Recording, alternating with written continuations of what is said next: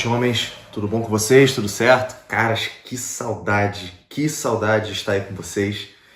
É uma alegria muito grande poder estar aqui dividindo com vocês a palavra de Deus. Se Deus quiser, né, breve aí eu vou estar aí junto com vocês pra gente poder estar matando essa saudade que, tá quase me matando. Essa é a verdade. E, bom, tô de longe, tô acompanhando algumas coisas que estão acontecendo aí, tô bem alegre de ver o que Jesus está fazendo na vida de vocês. Tô me sentindo aqui como se fosse um exilado, mas creio que Deus tem sido bom, né? Tanto aí com vocês, quanto aqui conosco, me sustentando também. E tô louco para visitar vocês aí, se Deus quiser, nesse fim de semana eu tô chegando e vai ser uma bênção passar aí o aniversário da igreja com vocês, matando a saudade, cultuando a Jesus, louvando o nome dele, sendo grato a ele por tudo que ele tem feito na vida da nossa igreja, nas nossas vidas aí ao longo desses 10 anos, tá bom? Muita saudade, amo muito vocês, mas sem mais delongas, porque se eu ficar falando isso aqui eu vou chorar e não vou aguentar falar sobre nada. Vamos para a palavra de Deus. Eu vou usar hoje aqui, caras, como base aqui para o nosso estudo, sei lá, para nossa reflexão. Eu achei muito sensacional essa mudança aí que teve na dinâmica da Homens Fortes, né, que agora tem esses encontros aí no G6, né, onde vocês podem depois se pastorear, se confrontar, se encorajar. Pô, achei sensacional essa mudança. Eu creio que isso está sendo muito abençoador. Então, meu intuito aqui hoje é contribuir com isso daí, é fomentar essa conversa de vocês aí logo depois da nossa reunião aqui, né? Logo depois desse vídeo. E que seja uma bênção na vida de vocês, que haja transformação, haja confissão, haja arrependimento, haja encorajamento, haja também aquele confronto visando de fato a transformação, a santificação do irmão. E é com isso, cara, a igreja de Jesus seja abençoada, a missão avance e o nome de Deus seja glorificado. Tá bom? Então eu vou usar aqui, vou continuar, vamos dizer assim, de onde eu parei, na última oportunidade que eu tive aí de estar pregando, né, de estar aí anunciando o evangelho do Senhor Jesus Cristo, do púlpito da Vintage. Eu usei a passagem que está lá em João, no capítulo 4, a partir do verso 43, né? No caso, eu usei o próprio tema aí que a Bíblia dá, porque vocês podem perceber aqui que eu não sou um cara muito criativo, né? Não sou um cara muito influencer, youtuber. Tentei imitar esses pastores famosos aí da internet, pastor Jackson, pastor Michael, mas vocês viram que eu não tive muito sucesso, né? E na época a gente colocou o mesmo título da Bíblia, né? Que é a cura do oficial do rei, né? E sem mais aí, pega a Bíblia de vocês, caras, e abre aí em João capítulo 4, a partir do verso 43. Também quero dar boa noite aí para aqueles que estão reunidos aí com os membros da Vintage nos lugares aí que não são ainda cristãos, que ainda estão visitando, estão namorando a igreja, o povo de Deus, né? Você também, é uma alegria poder estar falando, né, daquele que me salvou, daquele que me resgatou, daquele que mudou, me transformou a minha vida, falando dele para vocês. Espero que ele faça isso também na vida de vocês. Também que Deus abençoe aqueles que vão estar ouvindo isso aqui, sei lá, onde, quando, enfim, que Deus possa falar ao teu coração aqui nessa noite, amém?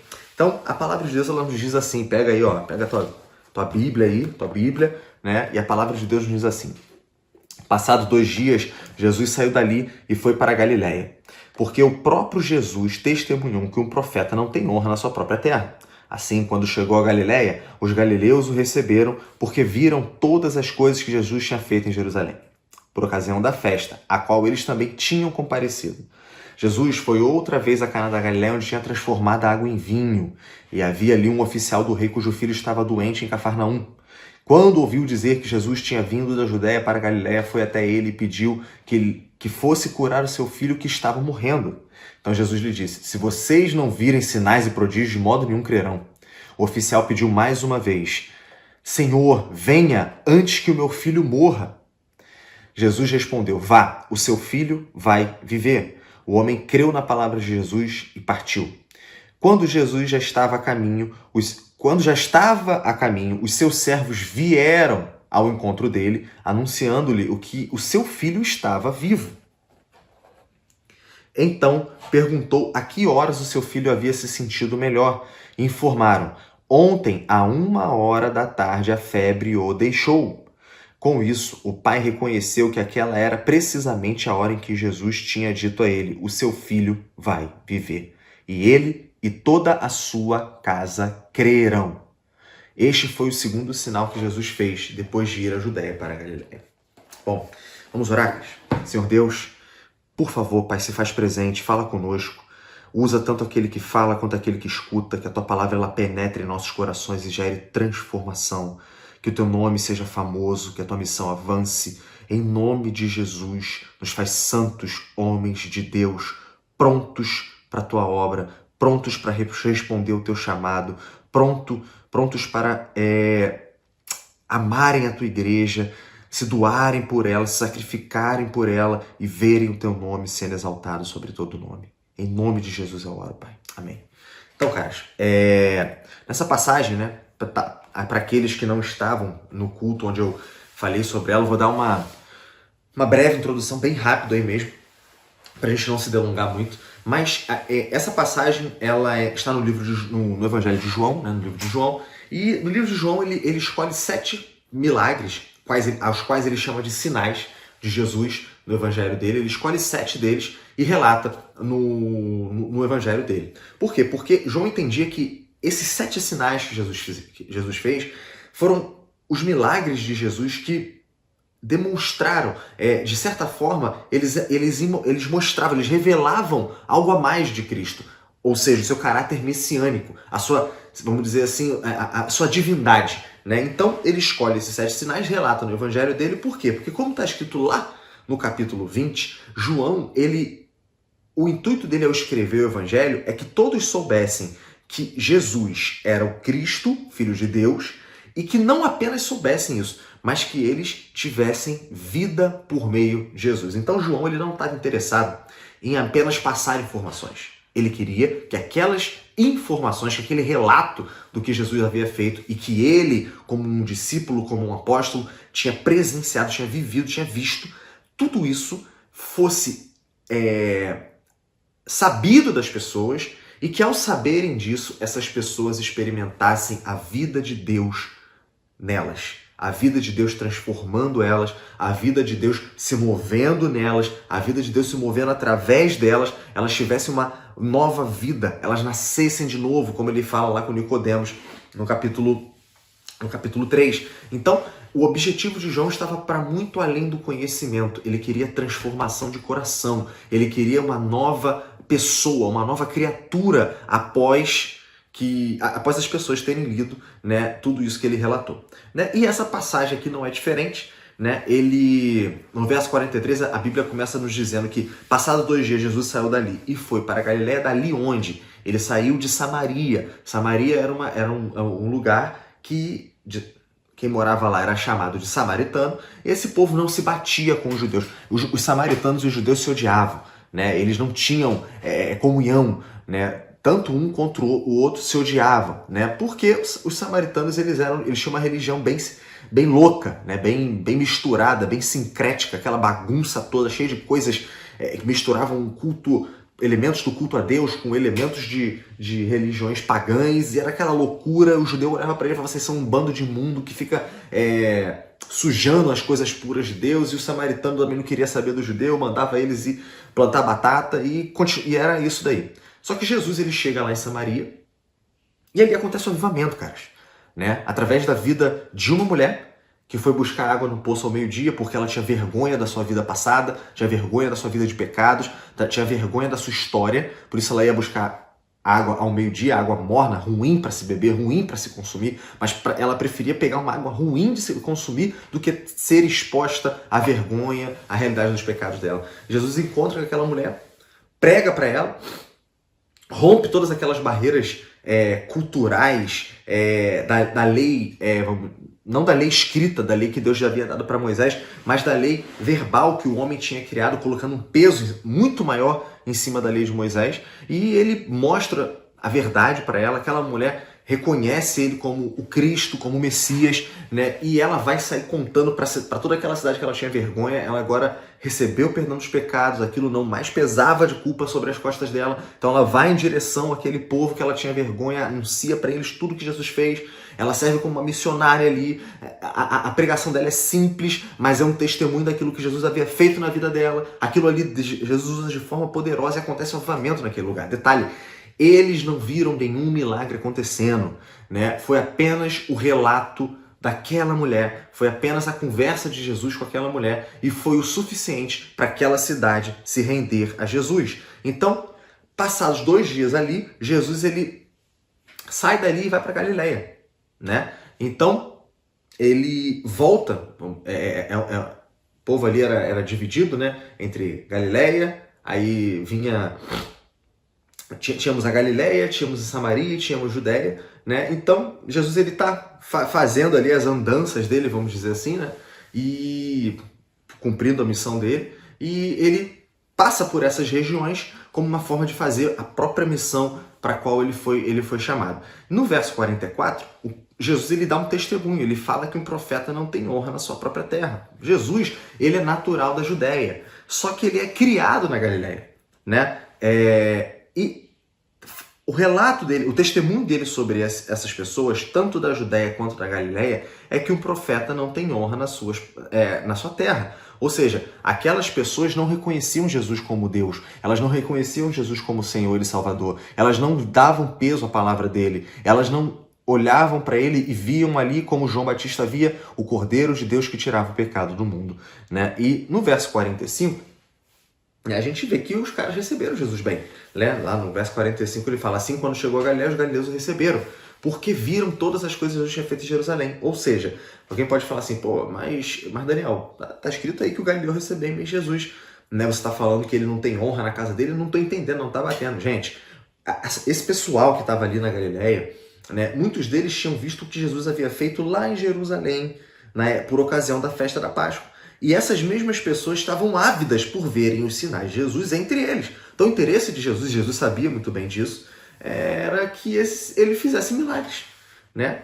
Ah, mas pô, então por que Jesus foi para lá se ele já sabia disso? Porque ali ele tinha um encontro marcado desde a eternidade, né? Então ele volta a Caná da Galileia, onde primeiramente ele tinha transformado a água em vinho, né? E ali ele encontra um homem, né? Um homem, na verdade, um oficial do rei encontra com ele, e ele suplica para que ele curasse o filho dele que estava à beira da morte. Esse homem era um oficial do rei, era um homem que tinha poder social, poder político, poder financeiro, tudo que alguém poderia querer, tudo que alguém poderia se fiar naquela época, tudo que alguém poderia se apoiar naquela época para se sentir bem, para se sentir seguro, para se sentir protegido, para falar assim, pô, minha vida é uma boa vida, eu tenho uma boa vida, eu vivo bem, eu tô seguro, eu tô tranquilo, né? Não preciso esquentar a cabeça com nada, só botar meu pé para cima aqui e agora tá tudo certo. Tudo que alguém poderia querer para isso, aquele homem tinha.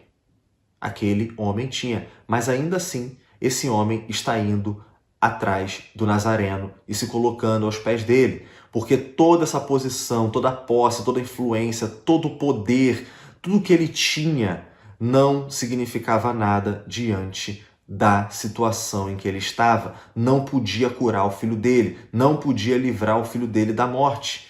Vocês não acham que aquele homem já tinha tentado de tudo? Falei isso quando preguei para vocês aí.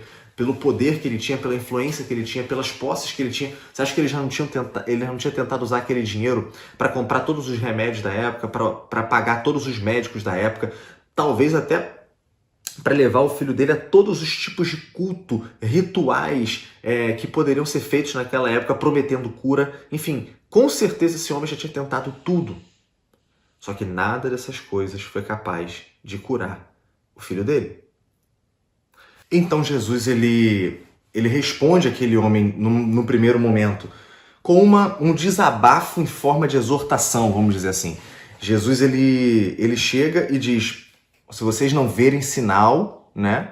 Se vocês não virem sinais de modo nenhum vocês crerão, né? Ao passo que, como eu falei, os samaritanos eles se renderam a Jesus sem ver sinal nenhum, sem ver nenhuma ação miraculosa de Jesus, né?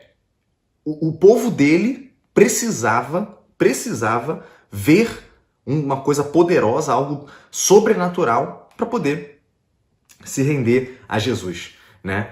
E aquele homem ele não toma isso como um não, né? Na verdade ele continua insistindo e ele fala: Jesus, venha antes que meu filho morra, né? E Jesus responde a ele dizendo: vá, o seu filho vai viver. Notem uma coisa, esse homem, caras, ele não havia acompanhado Jesus desde o início do seu ministério. Esse homem não era um discípulo de Jesus. Ele não estava acompanhando Jesus desde que Jesus começou, foi batizado, começou a expulsar demônios, começou a curar pessoas, enfim. Ele não estava ali. Só que ele escuta a palavra de Jesus, ele crê e vai embora, caras. Olha o tamanho da fé desse homem, que chegou ali com uma fé completamente rasa. Olha a fé com a qual ele sai ali. É óbvio que o resultado disso seria a família dele toda se rendendo a Jesus.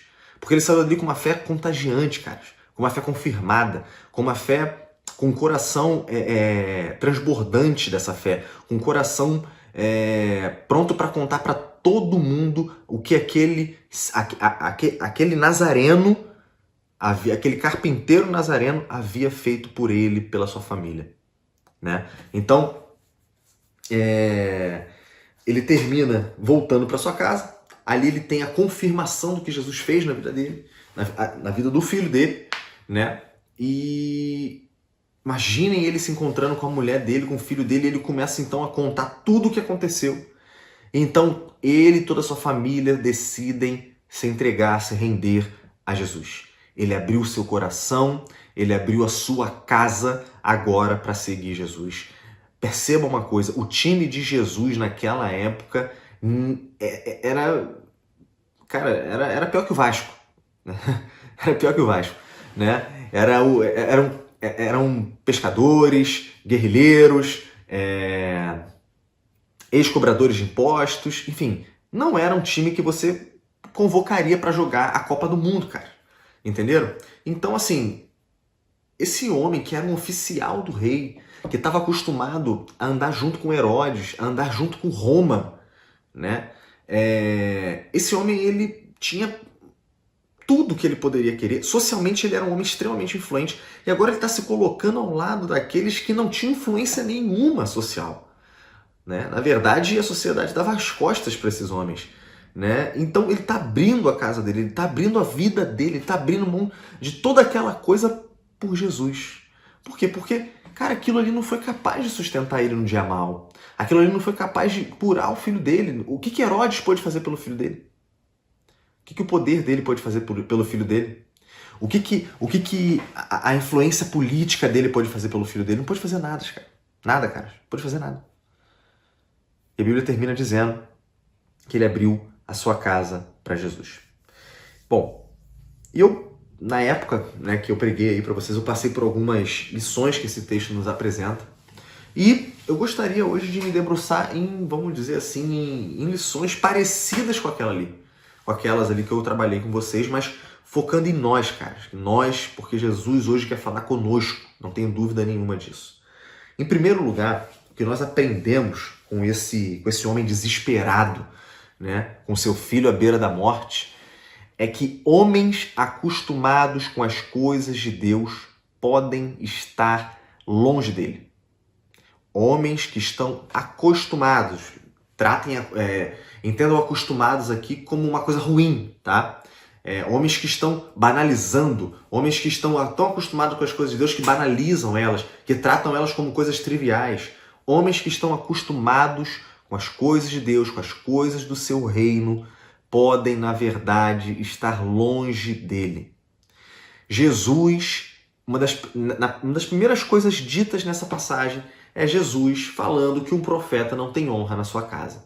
Nós sabemos que isso acontece, provavelmente isso daí já aconteceu contigo dentro da tua casa, né? Você falou pra tua mulher ali e uma coisa, e quando um terceiro veio e falou a mesma coisa que tu falou, a tua mulher falou, tá vendo a ideia do fulano ali, que ideia boa, né? E tu, eu já tinha falado isso 50 milhões de vezes. Ou o contrário, é mais comum o contrário, na verdade. Nossa mulher falar, e a gente não dá ouvidos para ela, e quando chega um terceiro, a gente dá ouvidos para esse terceiro. Isso não deveria ser assim, mas infelizmente é a experiência de muitos, né? Então, Jesus está dizendo, um profeta não tem honra na sua própria casa, na sua própria terra, né? Aquelas pessoas, elas tinham visto Jesus desde pequeno.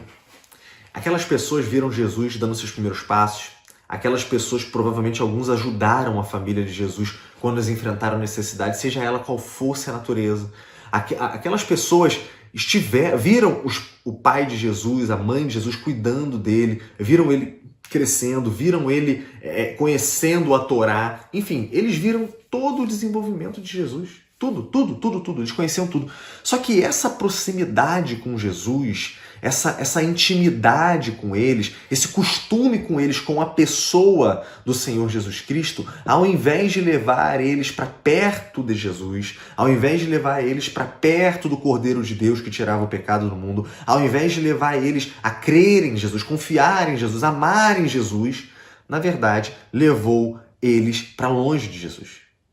Na verdade, levou essas pessoas para muito longe de Jesus, a ponto delas olharem para ele e falar assim: esse daí não é o gurizinho aí, filho de Maria e de José, o carpinteiro? O que ele está querendo dizer para nós agora? E deram as costas para o Filho de Deus.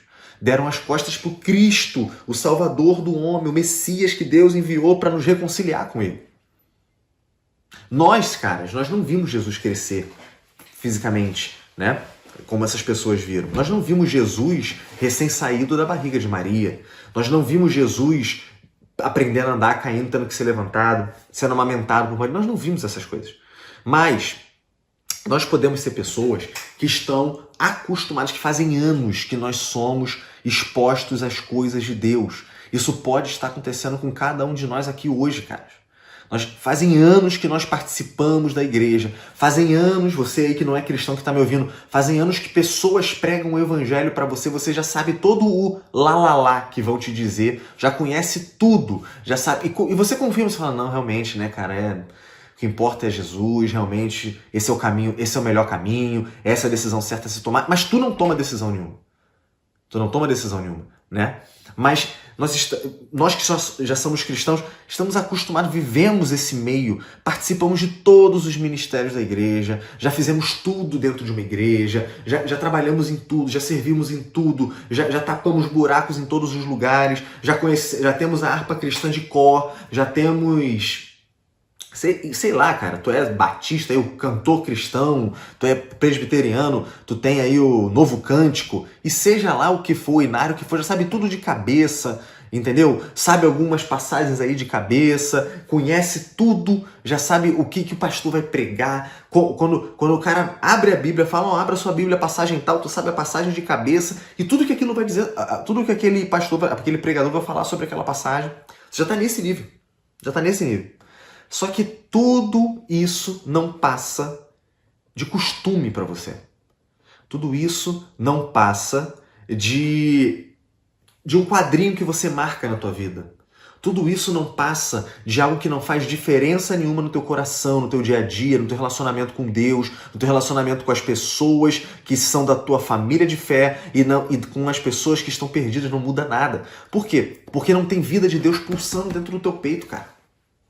Todos esses meios de graça que Deus coloca diante de ti, oração, a Bíblia, a comunhão, o serviço, tudo isso, a ceia, tudo isso não passa só de mais uma coisa que você faz por ser cristão, por pertencer ao clube gospel, vamos dizer assim. Isso não muda nada na tua vida. Você não sente mais a vida de Deus fruir dessas coisas. Você não sente mais a vida de Deus sendo comunicada para ti, desses meios de graça. Você já não usa essas coisas como sendo de fato meios de graça. Você só pratica elas como um bom evangélico. Só que fazendo assim, cara, fazendo assim você está indo para longe de Deus. Não existe problema na oração. Não existe problema na Bíblia. Não existe problema no jejum. Não existe problema na comunhão. Não existe problema na ceia. O problema está em nós, cara. O problema está em nós que banalizamos essas coisas, que nos acostumamos em não provar a vida que Deus promete para nós por meio dessas coisas. A gente já não experimenta mais nada disso e nós nos acostumamos com isso, cara. Não queima mais no nosso coração ler a palavra de Deus e ver aquela palavra, como ela mesmo promete no Salmo 19, ela trazendo um bálsamo, ela revigorando as nossas almas, ela sendo mais doce de fato do que o mel, ela sendo mais preciosa do que o ouro, do que a prata. Não tem mais isso, não tem mais isso. E nós nos acostumamos, achamos isso normal, caras. A gente lê a Bíblia como se fosse só mais um livro. A gente fala do nome de Jesus como se fosse só mais um nome. Como dizia Billy Graham, os cristãos eles não mentem, eles cantam. Então a gente está acostumado a se declarar para Jesus, a prometer amores para Jesus nos nossos louvores, na nossa adoração através do louvor, mas isso não é vida, isso não vira, não se transforma em vida de verdade. Então o que está acontecendo na verdade? Esse costume, essa proximidade com Deus, né? Proximidade com Deus, na verdade está nos levando para longe dele. Está nos afastando dele, está nos matando, cara. Está nos matando, está nos esvaziando. Está nos engordando para o dia do abate, onde estaremos diante de Deus e Ele poderá falar para nós, Deus me livre, Deus tem misericórdia das nossas vidas, mas que Ele falará para alguns, se afasta de mim porque eu não te conheço. Cara, nós acabamos de sair de uma leitura comentada que o Jack fez aí, foi uma bênção na minha vida, tenho certeza que foi na vida de vocês também, numa leitura comentada de um livro sobre avivamento no País de Gales. Cara, o que isso mudou na tua vida, cara? O que isso te fez? O que ler sobre o avivamento, em que área da tua vida ler sobre o avivamento te avivou? Ou pelo menos te motivou a buscar um avivamento? Em que área, cara? O que mudou, meu velho? O que mudou? Tu tá orando com mais fervor? Tu tá orando com mais paixão? Tu tá orando com mais súplica, com mais dependência de Deus, implorando pelo derramado do Espírito Santo? Na tua vida, na vida daqueles que estão ao teu redor, na tua rua, no teu bairro, na tua cidade, cara. Mudou alguma coisa? Mudou alguma coisa, cara. Porque, nós estamos vendo exemplos disso que eu tô falando no nosso meio, infelizmente. Infelizmente, irmãos que estão aí com a gente há anos, já passaram por poucas e boas, agora estão aí, perecendo, cara. Perecendo. Estavam do nosso lado, meu velho. Estavam do nosso lado, participando dos G6 com a gente.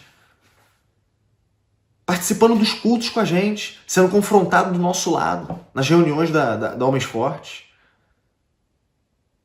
E estão agora aí, perecendo no mundo. Quem te garante, cara? Quem te garante que que o próximo não pode ser você, meu irmão?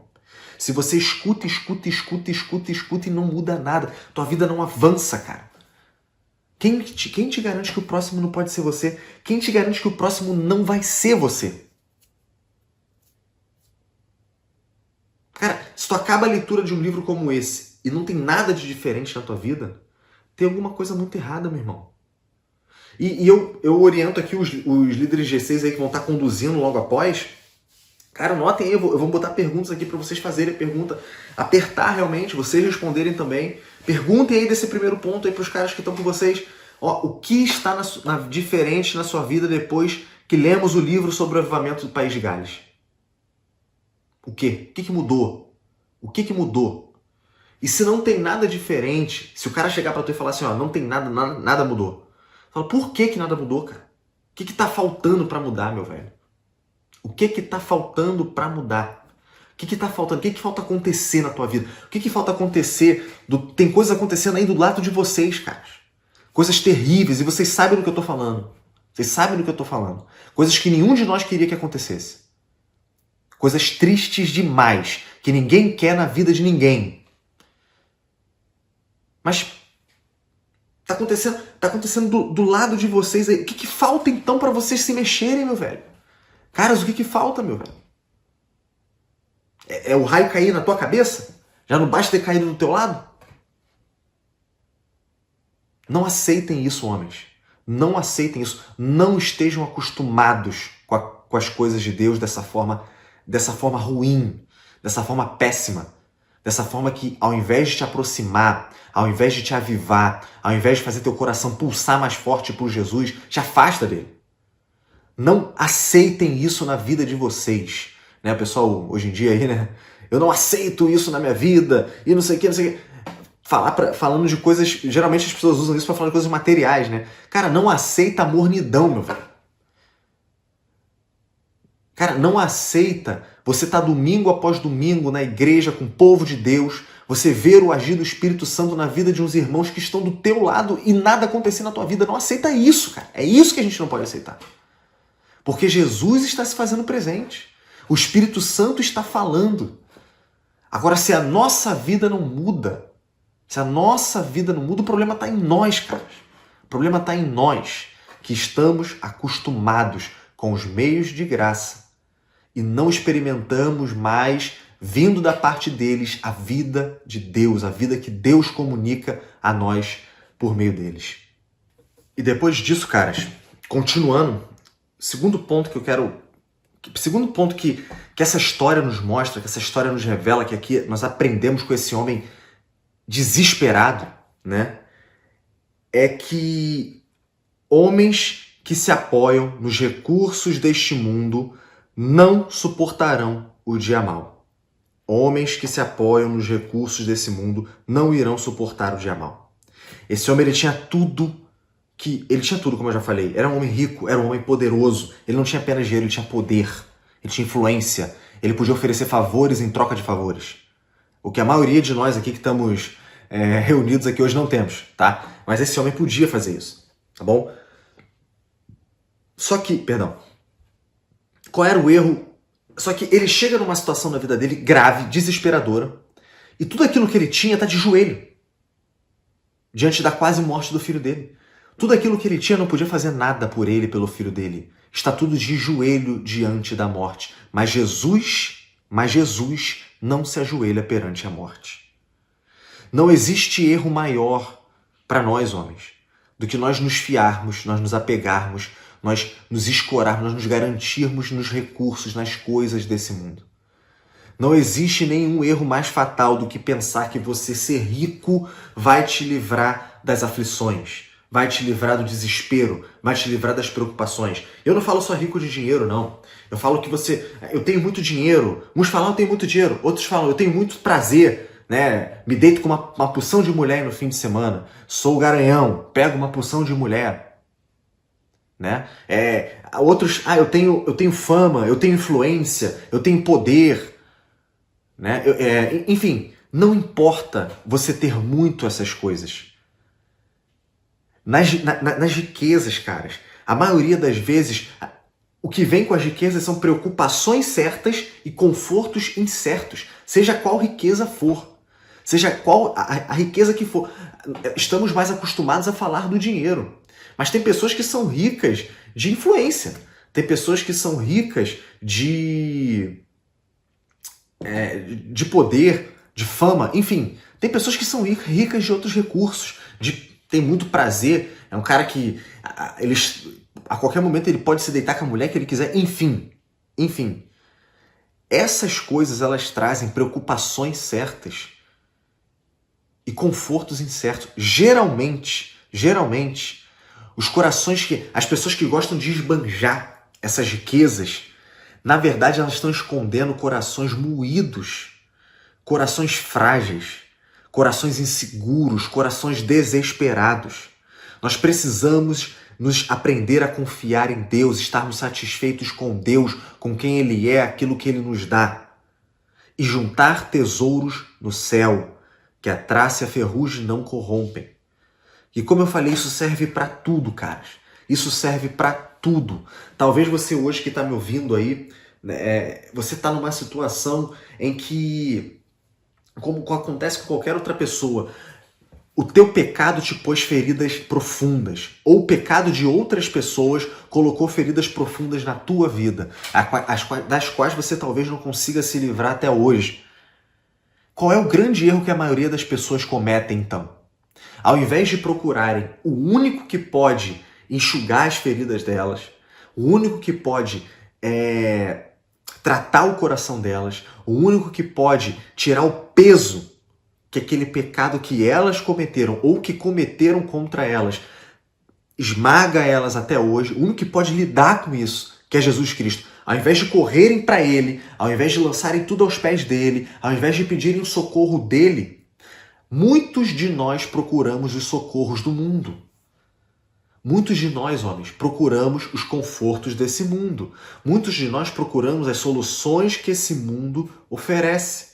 Mas olhem para a história desse homem. Que solução o mundo poderia oferecer para ele? Nenhuma. E isso acontece exatamente hoje conosco, caras. O mundo não pode oferecer soluções para as marcas que ele mesmo colocou em nós.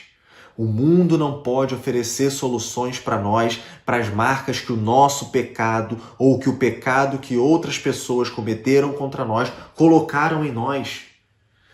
Abandona esse pensamento louco, abandona essa ideia louca. O mundo não fará isso por você. O que o mundo tem para te oferecer não irá te fazer mais feliz, não irá te tirar da depressão, não irá te tirar do desespero, não irá te tirar não irá tirar a culpa de você, não irá tirar de você a insatisfação que você tem na vida, não irá tirar de você tudo aquilo que te aflige, tudo aquilo que te coloca medo, tudo aquilo que te faz ser inseguro.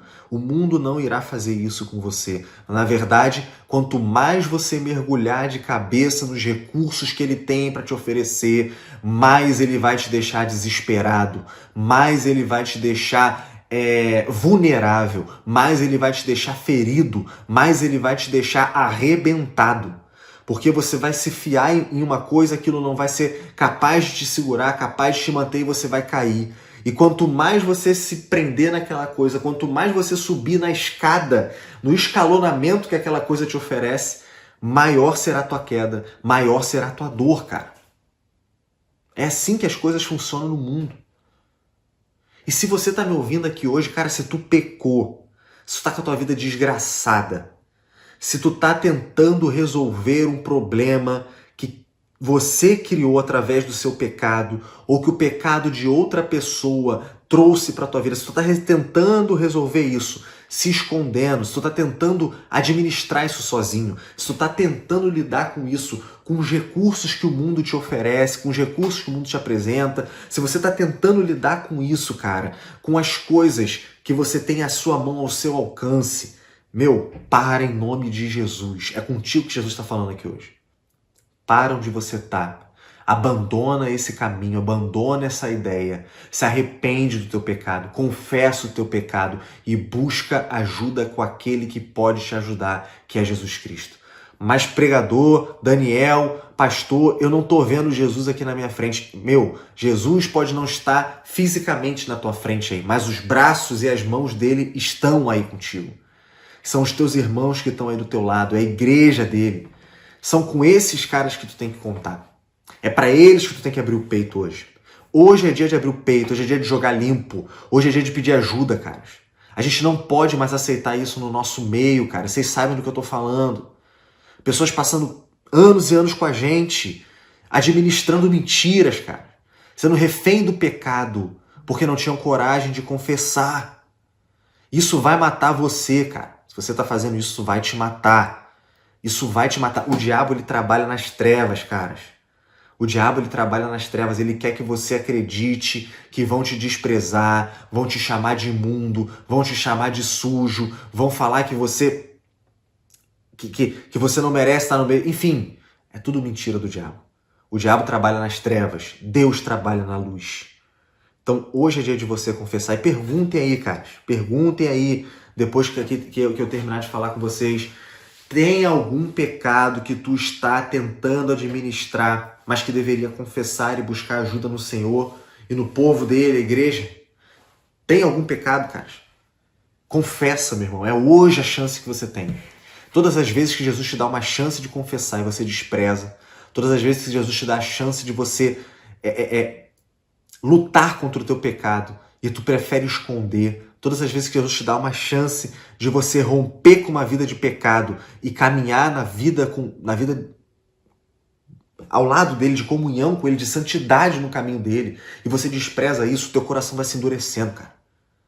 Você vai se tornando cada vez mais insensível ao ministrar do Espírito Santo. Não queiram, caras, em nome de Jesus, não queiram se tornar totalmente insensível ao falar do Espírito. Isso será fatal. Pode não, isso será fatal na vida de vocês, nas nossas vidas. Nós não podemos aceitar isso. Nós temos que lutar contra isso, em nome de Jesus. Aproveitem que Deus está colocando esses homens ao lado de vocês. Não são todos que têm isso. Não são todos que têm isso. Abram peito, peçam ajuda. O que vocês não podem fazer, o que nós não podemos fazer é tentar administrar pecado. É tentar lidar com as mazelas, as dores que esse mundo nos traz com as coisas que ele mesmo tem a nos oferecer. Amém? Próximo ponto é que nós aprendemos aqui é que homens tolos vivem como se o amanhã fosse certo. Nessa história, se você entendeu bem, você está vendo que um pai está desesperado para tentar ajudar o seu filho. O curso natural da vida seria o contrário, cara. Um filho deveria estar cuidando do seu pai, que está com problemas de saúde, está enfrentando uma doença que pode levá-lo à morte. Mas aqui não, cara. Aqui um pai está desesperado porque o seu filho está à beira da morte. Vocês percebem isso? Então, o que isso aqui mostra? Se você vive pensando, não, eu vou deixar fazer... Isso é algo muito importante a ser feito. Eu vou deixar isso para amanhã. Eu vou deixar isso para depois. Né? A que eu estou me referindo em primeiro lugar? Tudo que envolve a tua vida com Deus. Tudo que envolve a tua vida com Deus. Não, eu deixo para tomar essa decisão em relação a Deus amanhã. Daqui a um mês. Ano que vem. Daqui a 2 anos, 5, que seja.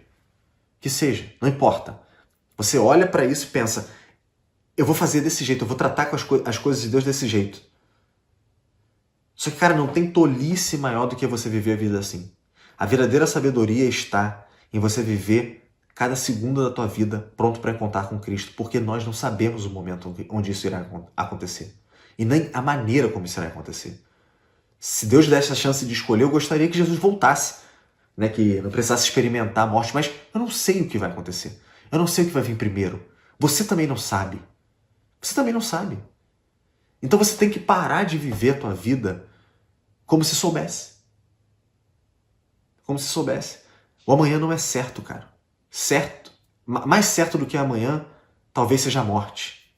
Porque é certo que um dia todos nós ou estaremos com Jesus por meio da sua volta, da sua vinda para nos buscar, ou estaremos com ele por meio da morte. A questão é, você tem a segurança no teu coração de que se Jesus voltasse agora, se a morte te encontrasse agora, você estaria com ele? Principalmente para você, não cristão, que está me ouvindo aqui agora, né? Que está aí com a galera aí que te convidou, enfim, Deus também quer falar contigo. Você já ouviu várias vezes, várias pessoas já te convidaram, você já teve, alguns de vocês talvez já estiveram muito, muito perto de se render a Jesus. E não fizeram porque pensam que tem tempo. Ninguém pode te dar essa garantia. Você não pode se garantir dessa forma. Você está correndo perigo. O dono do tempo é Deus, não você. O dono do tempo é Deus. O dono da tua vida, dos minutos, dos segundos da tua vida é Deus. Da minha e da tua vida é Deus. Não somos nós. Você precisa tomar a decisão que Deus exige que você tome hoje. E não pensar que pode viver deixando ela para amanhã, depois, daqui a um mês, anos, que seja. Porque isso ninguém, nem você, pode se garantir. Então perguntem aí, caras. O que Deus tem te chamado a fazer que tu está deixando para amanhã, como se o amanhã fosse certo? O que, cara? O que? O que você hoje precisa falar? Realmente, Deus está me chamando para isso. Faz tempo que Deus me chama para isso e eu estou me fazendo de covarde. Eu estou me escondendo, eu estou postergando. Quando é para o dinheiro, quando é para o trabalho, quando é para as coisas desse mundo, é tudo para ontem. Mas quando se trata de Deus, é para daqui a 1 ano, 2, daqui a um mês. Isso tem que morrer. Isso tem que acabar. Porque o amanhã não é certo. É tolice você viver assim, cara. É tolice você viver dessa forma. A tua vida pode ser mais curta do que você imagina ou do que você planeja. E aí, meu irmão? E aí? E se não der tempo? E se não der tempo para você, não cristão, se entregar a Jesus, se render a Jesus, reconhecer Ele como seu único e suficiente Salvador? E aí, o que você vai fazer? Posso te dar resposta? Nada. Porque a Bíblia nos garante que após a morte só nos resta o juízo. E o juiz que irá nos julgar não tem como ser comprado. Não tem como ser chantageado e nem ameaçado. Após a morte, acabou. Tome essa decisão enquanto você ainda tem tempo. Homens de verdade. Próximo ponto. Conhecem e confiam nas promessas de Deus.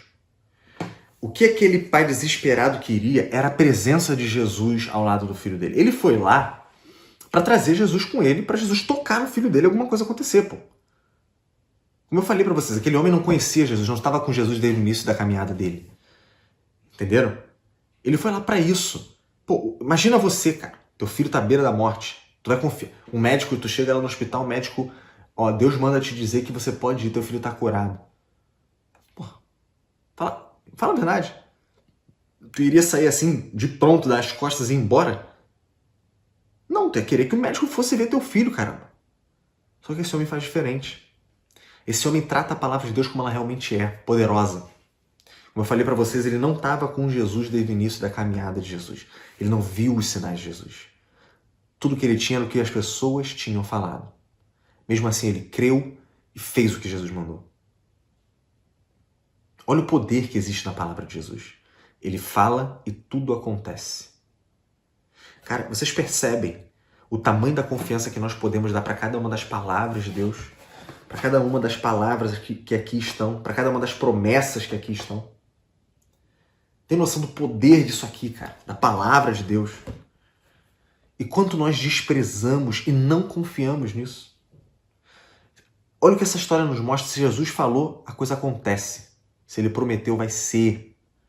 Só que no dia mal, cara, no dia onde a gente vai ser chacoalhado, como eu já falei num ponto ali atrás, esse dia vai chegar para todo mundo.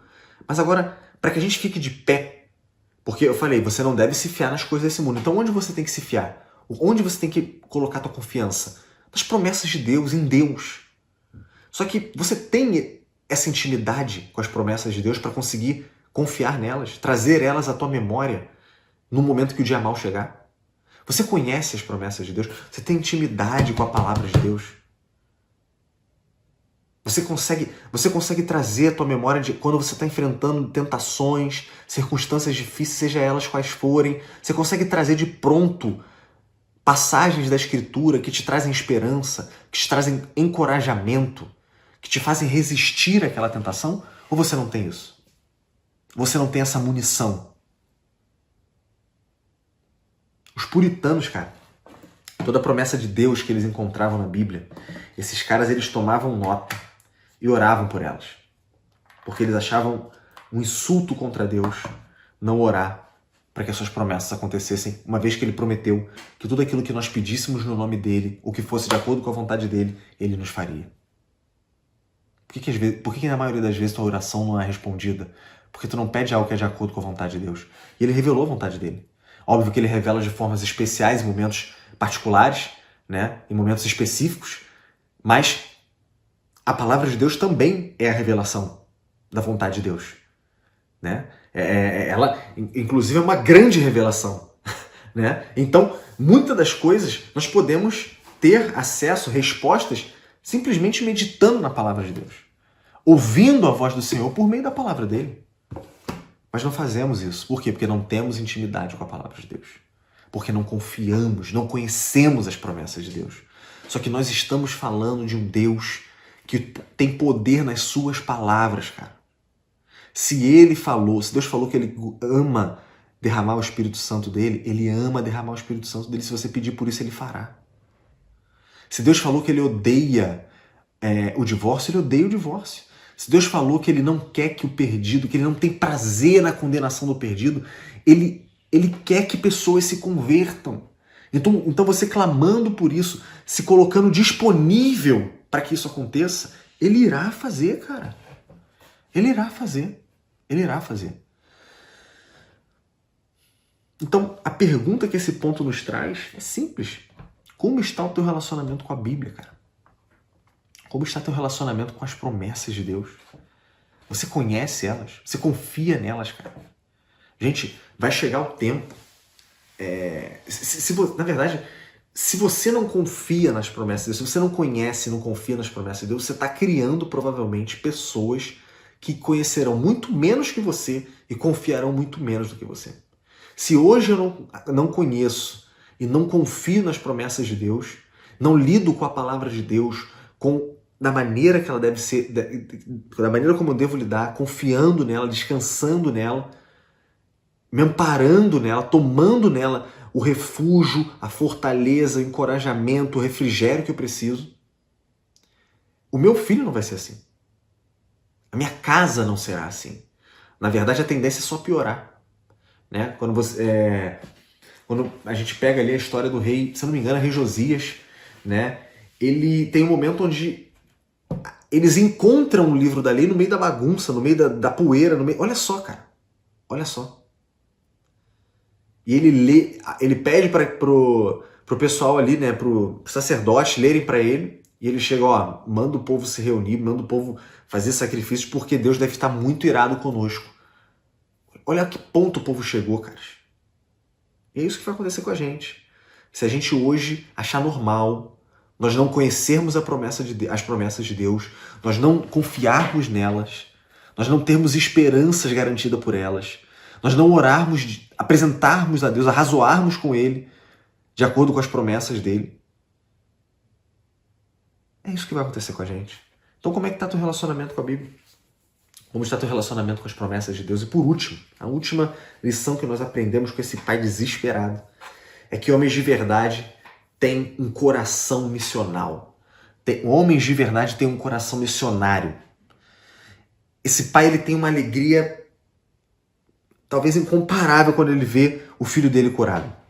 Ele chega, ele pega, abraça a mulher dele, abraça o filho dele, ou talvez mais filhos, abraça ele, chora por aquilo que Deus tinha feito, aquela alegria de ver o filho dele bem, que estava antes, quando ele tinha saído da casa dele, o filho dele estava à beira da morte, a cada passo, a cada galope do cavalo que ele tinha pegado para montar, o filho dele poderia ter sido o último suspiro do filho dele, cara. Ele volta, o filho dele tá bem, ele abraça aquela criança com alegria, com gratidão a Deus, ele abraça a mulher dele, provavelmente todos chorando de emoção e de gratidão a Deus. E o coração, a alegria no coração dele, a gratidão no coração dele é tão grande que transborda, cara. Alcança a vida da mulher dele, alcança toda a família dele. Eles abrem a porta da casa, dos corações deles e da casa deles para Jesus, cara. Eles se decidem a se juntar a Jesus e o povo dele, a missão dele. E é isso que Deus quer. Famílias que estão aqui para a glória de Deus. Homens que estão aqui para que Deus seja glorificado. E que pastoreiam suas esposas e filhos para que Deus seja glorificado. Porque homens de verdade têm um coração missionário, ou seja, um coração que vai, que alcança, que transborda, que procura quem está sedento, quem precisa ser alcançado. Um coração que entende quem é, quem Deus é, quem você é, o que Ele fez por ti, o que Ele continua fazendo na tua vida, e entende que isso não tem que parar em ti, que isso precisa transbordar, cara. Cara, olha quanta graça de Deus nas nossas vidas. Olha pra cara da mulher de vocês, cara. Quantos de nós, homens, não merecemos a mulher que nós temos? Talvez todos nós aqui. Provavelmente todos nós. Quantos de nós já fizemos cagadas atrás de cagadas, caras? E a nossa mulher tá com a gente, meu. Elas confiam em nós, elas se submetem a nós, elas nos amam, elas nos encorajam. Cara, isso é graça de Deus, velho. Quantos de nós não merecíamos ter a família que nós temos? E você pode olhar pro rosto do teu filho, pro rosto da tua filha e ver ali a graça de Deus estampada, cara. Quantos de nós não somos assim, cara? Nossa vida a gente pode olhar para trás e ver graça atrás de graça de Deus sobre nós, cara. Todos nós, cara. Todos nós. Todos nós, talvez alguns tenham mais relatos disso, mas outros um pouco menos, mas que aqueles que o menos que ele tem foi suficiente para transbordar o coração. Todos nós temos, cara. Só que a nossa fé, o nosso coração tem sido um coração transbordante. A nossa fé tem sido uma fé contagiante, como foi a fé desse homem. O nosso coração está transbordando. É um coração missionário. É um coração que se importa em não ficar com isso só para nós, essa graça que nos alcançou só para nós, mas que entende que ela precisa alcançar a vida de outras pessoas. E não só precisa, que Deus nos alcançou para que outras pessoas fossem alcançadas também por essa graça. Tu entende isso, cara? Tu entende isso ou você só quer saber da tua vida, amigão? Dos teus planos, dos teus projetos, da tua família. A minha mulher, meu filho tá bem. Não que isso não seja uma coisa boa, tá? Isso, óbvio que nós temos que nos preocupar com isso, mas a minha mulher e meu filho estão bem, então tá tudo bem. Meu vizinho ir pro inferno, tá bom, tá tudo bem. Meu colega de trabalho ir pro inferno, tá tudo bem. Meus familiares que não são cristãos irem pro inferno, tá tudo bem. Cara, nós não podemos ser assim. Nós não podemos ser assim. Toda a casa daquele homem se rendeu a Deus diante daquela obra que ele fez. E quando ele fala toda a casa, não é só a mulher e filho dele. Provavelmente todos os servos daquele homem se renderam a Jesus também pelo testemunho contagiante dele, cara. Por essa graça que tinha alcançado ele, cara.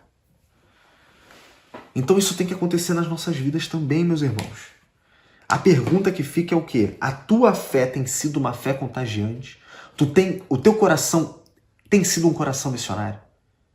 O teu coração tem sido um coração transbordante dessa graça de Deus? Da misericórdia, da bondade de Deus? Sim ou não, cara? Sim ou não? E se o cara falar que sim, caras, perguntem. Então tá, quem tem sido o alvo da tua missão? Quem tem sido o alvo desse teu coração transbordante que tu tá dizendo que tem? Quem? Quem você de forma intencional tá evangelizando? Tá transmitindo a graça de Deus que alcançou na tua vida? Quem? Pede nomes. Porque muitas vezes os caras falam assim, não, tenho sim. Tá. Aí tu fala, pô, então, mas quem é, cara? É um fulano lá, um fulano. E não tem nome de ninguém, não tem... Não aceitem isso. Não aceitem isso. Nós temos que, assim como esse homem, caras, temos que ter um coração transbordante, uma fé contagiante, um coração missionário. Não adianta você estar numa igreja que fala somos uma igreja missional, nos preocupamos com o perdido. Se você não faz isso, tudo que tu está fazendo não passa de uma farsa. Não passa de uma farsa. Não passa de mentira. E você não pode continuar vivendo assim. Pessoas precisam que você tenha um coração missionário, que uma fé contagiante, para que elas sejam alcançadas e se rendam a Jesus. Tenha certeza disso, homem. Deus colocou pessoas no teu caminho, que Ele decretou, Ele determinou, desde antes de todas as coisas, que essas pessoas veriam a Cristo, conheceriam a Cristo por meio da tua vida. Por meio da tua vida. Por meio daquilo que Ele faz na tua vida e através da tua vida. O que cabe a ti e a mim, a cada um de nós, é pedir, Senhor, nos leva até essa pessoa. Senhor, me leva até essa pessoa. Senhor, me dá uma fé contagiante, que contagie essa pessoa. Me dá um coração que ama essa pessoa, porque um coração missionário é um coração que ama o perdido. Então, me dá um coração voltado, convertido a essa pessoa, que ame, seja capaz de amar essa pessoa e levar o evangelho a ela e ver, Senhor Deus, a tua obra na vida dela. Não aceitem nada diferente disso. Caras, ficamos por aqui. Acho que eu bati o recorde, acho que foi a vez mais rápido que eu falei com vocês. Espero que seja uma bênção na vida de vocês. Né? Só lembrando aqui cada pergunta, se vocês não anotaram, em primeiro lugar, o que está diferente na tua vida depois de lermos esse livro sobre avivamento? E se não tem nada diferente, por quê? O que está faltando? Primeira pergunta. Segunda, tem algum pecado que tu está tentando administrar, esconder, que você deveria confessar e buscar ajuda no Senhor e no seu povo? Se sim, qual? Terceiro, o que Deus tem te chamado a fazer, cara, que tu está deixando para amanhã, como se o amanhã fosse certo? Quarto, como está teu relacionamento com a palavra de Deus e com as promessas dele? O que isso tem causado na tua vida? E por último, você tem um coração missionário? Você tem tido um coração missionário? A tua vida demonstra que tu tem um coração missionário, tem tido uma fé contagiante? Se sim, quem tem sido o alvo da tua missão? Perdão. Ficamos por aqui então, como eu falei. Espero que Deus abençoe vocês, que Ele faça a obra dele na vida de vocês, através dessa simples passagem aqui. E se Deus quiser, estaremos juntos aí nos próximos dias. Amo muito vocês. Que Deus seja glorificado e a vida de vocês seja abençoada. Vamos orar. Pai, Abençoa a vida desses homens que estarão reunidos agora, se debruçando sobre a Tua palavra. Faz milagres, Senhor. Espírito Santo opera, transforma, gera arrependimento. Senhor Jesus, por Tua bondade, conduz até o arrependimento, transformação, redenção, no poder que há em Teu nome. Faz, Senhor Jesus, a obra que só Tu podes e sabes fazer. Para a honra e para a glória do nome do Senhor é que eu clamo a Ti. Amém. Fique com Deus, caras, e até mais.